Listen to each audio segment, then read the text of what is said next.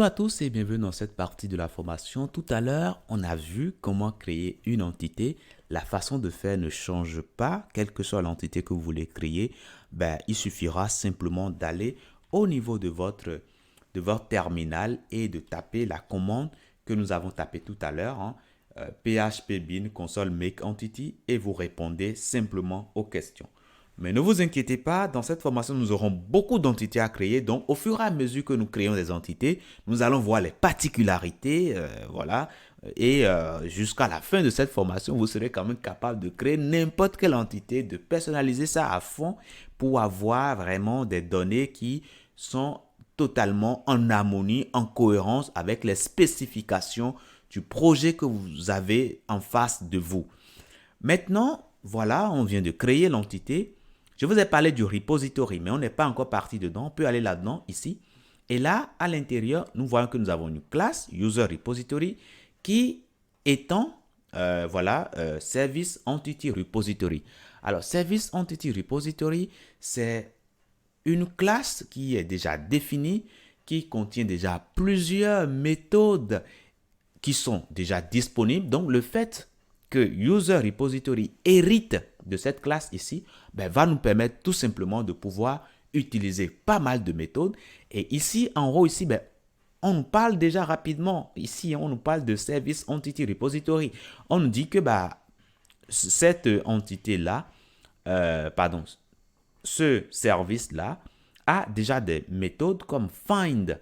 Find qui va nous permettre de chercher, voilà. Et ici, on a soit un utilisateur en retour ou bien nul. OK? Et le find, on peut lui indiquer par exemple l'identifiant par exemple. Et là, ça va nous rechercher l'utilisateur qui a l'identifiant qu'on nous a donné en paramètre. Nous avons également find one. Et là, on pourra préciser sous forme de tableau des critères de sélection. Et du coup, ça va nous retourner soit un utilisateur ou bien nul dans le cas où aucun utilisateur ne vérifie les critères de sélection qui sont précisés à l'intérieur des parenthèses ici. Alors, find one by, ok? Nous avons également find all qui va nous permettre de récupérer tous les utilisateurs sous forme de tableau, bien sûr. Nous avons find by qui va nous permettre également de récupérer tous les utilisateurs qui vérifient les critères qui sont définis ici. Donc, bref, le fait que nous avons l'héritage de ce service-là va nous permettre d'avoir directement accès à find one, by, etc. sur notre user repository. Donc là, c'est bon, c'est nickel.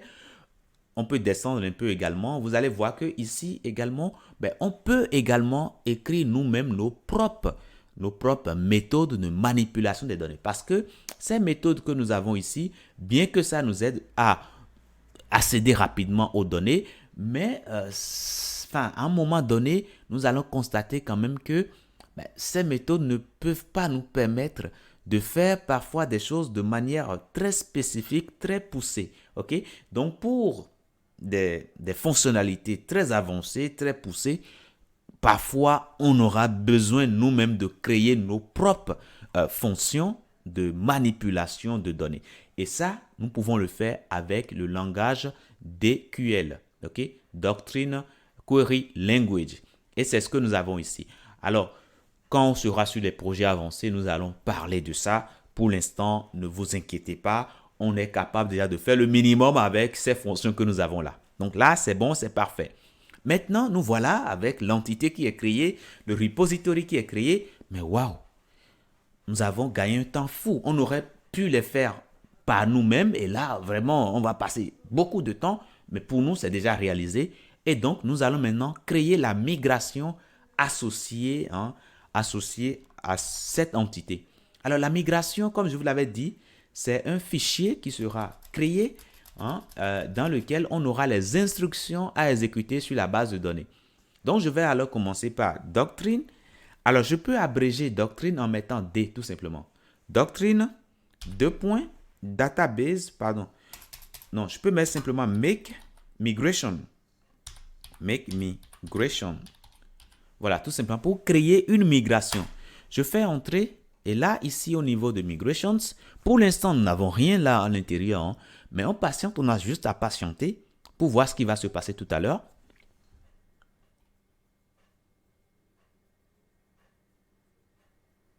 Et là, qu'est-ce qu'on constate? Ben, on constate tout simplement que un fichier est créé dans Migration. On peut aller voir ce fichier-là. Alors là, je ferme ici. On peut aller voir le fichier qui est créé. Et là, quand on regarde ici, ben, c'est une classe finale. Et à l'intérieur, nous avons ici hop. Nous avons plusieurs méthodes, description, hop, down, etc. Donc, au niveau de hop, qu'est-ce que nous voyons ici? Ben, on voit ici create user et on a l'identifiant qui est une clé primaire. Nous avons le full name qui est Vachar, voilà, qui ne peut pas être nul. Nous avons l'email, etc. Et c'est justement ce que je vous disais tout à l'heure. En gros, Doctrine, lui, il va regarder notre entité et va écrire une requête qui sera utilisée pour manipuler la base de données. Et cette requête que nous avons ici, vous connaissez cette requête-là. Ça va nous permettre de créer une table, n'est-ce pas? Et puis oui, Symfony va créer également d'autres tables aussi qui seront utiles pour l'application. Mais ce qui concerne notre base de données, notre table user, c'est bien cette première ligne que nous avons ici. Le down va permettre de supprimer la base de données. Ok, voilà. Donc là, c'est bon. Ce fichier que nous avons ici, nous, on n'aura pas à toucher cela. On n'aura pas à travailler dedans. Maintenant, si nous voulons maintenant créer la base de données, ben, on aura tout simplement à faire quoi? À reprendre la commande. Alors, je vais nettoyer tout petit peu.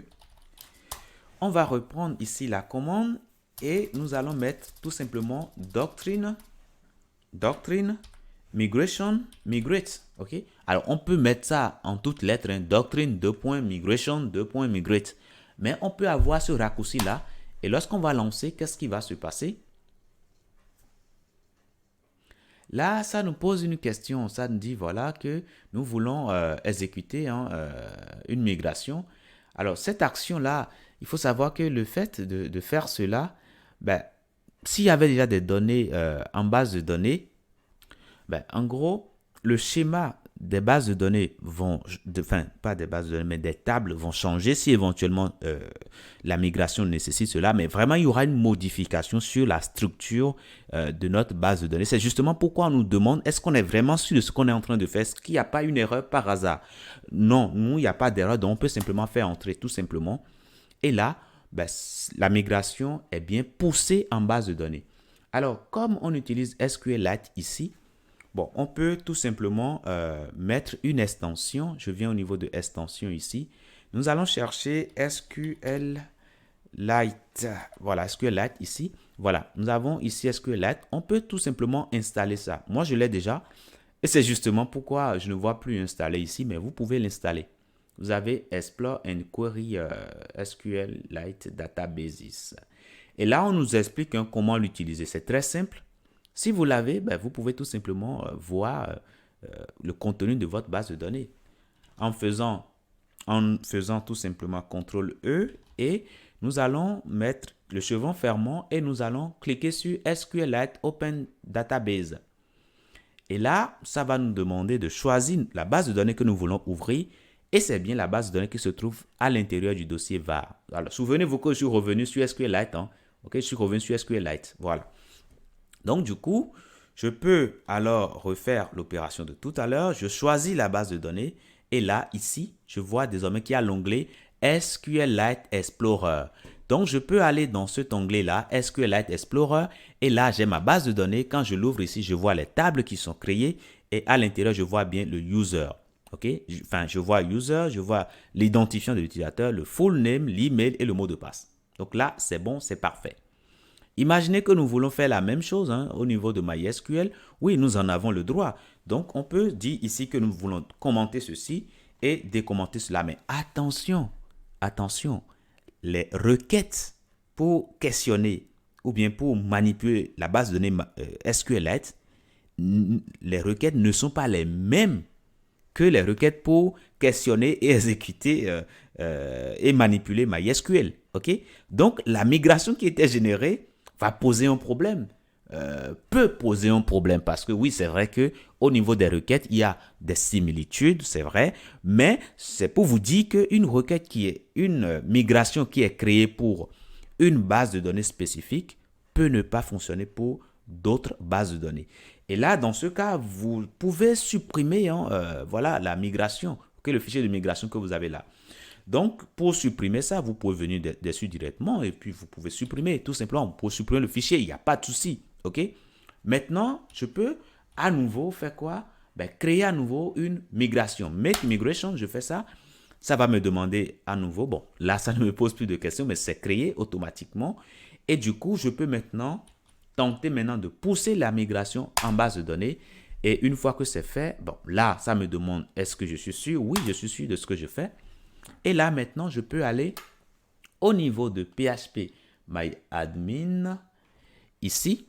Pour l'instant, vous voyez qu'au niveau de blog, il n'y a rien dans la base de données. Mais lorsqu'on va actualiser ici, qu'est-ce qui va se passer? Ben, désormais, nous avons des tables. Ok, nous avons la table User. Quand nous cliquons là-dessus, on voit quoi? Alors, on voit ici ID, on voit full name, on voit email. Bref, vous voyez que la table est créée pour nous sans qu'on ne soit obligé nous-mêmes de créer, d'écrire une seule ligne SQL. OK? Donc, voilà comment on peut tout simplement pousser la migration en base de données. Alors là, je vous ai montré ça jusque la suite de base de données, mais notez que si vous allez sur PostgreSQL, oui, vous aurez également la même chose. Mais comme moi, je n'ai pas PostgreSQL installé sur mon machine, oui, mais si vous l'avez, vous pouvez tester, ça va fonctionner correctement. Il suffira de mettre les informations concernant l'utilisateur, le mot de passe correct, et c'est bon. OK? Le nom de votre base de données aussi, et puis voilà, c'est bon. Donc, pour continuer, je vais préférer travailler sur SQLite, étant donné que déjà à partir de notre éditeur ici, on peut rapidement avoir accès à ça sans être obligé d'aller sur un autre, voilà, sans avoir l'obligation d'aller sur le navigateur pour rechercher. OK? Donc, je vous dis merci d'avoir suivi cette partie et à tout de suite dans la prochaine.